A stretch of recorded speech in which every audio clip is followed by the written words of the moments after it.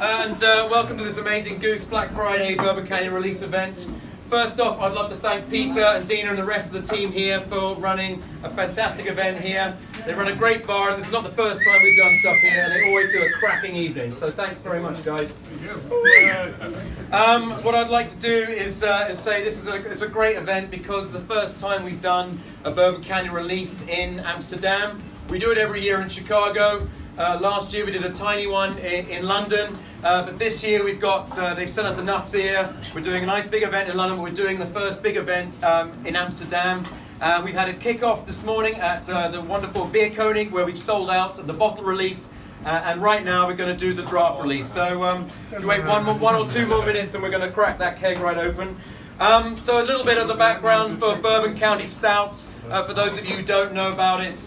The story started 15 years ago when the head brewer and son of the founder, Greg Hall, went to a dinner in Kentucky with Booker Noe, who was the head distiller at the time with Jim Beam. And Greg had been hearing stories of home brewers trying to age their beer in bourbon barrels, and he really wanted to do it on a larger scale and to see if it worked so he could sell it commercially. So shortly after, the following year, he brewed a fantastic, strong imperial stout. So that's a stout of sort of 9, 10, 11, 12%. I'm sure if you're fans of the Beer Temple, I'm sure you've tasted a few over the years.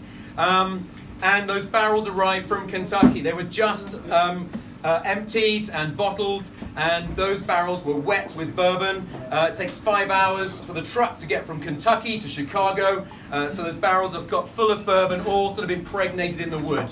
So they filled up the barrels.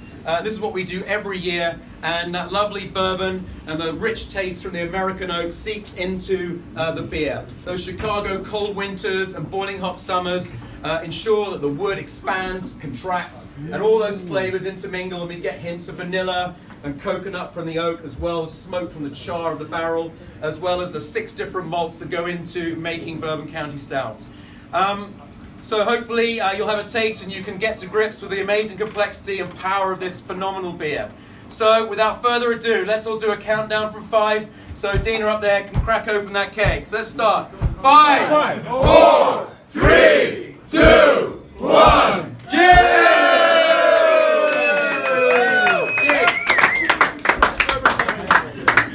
Unbelievable. Thank you.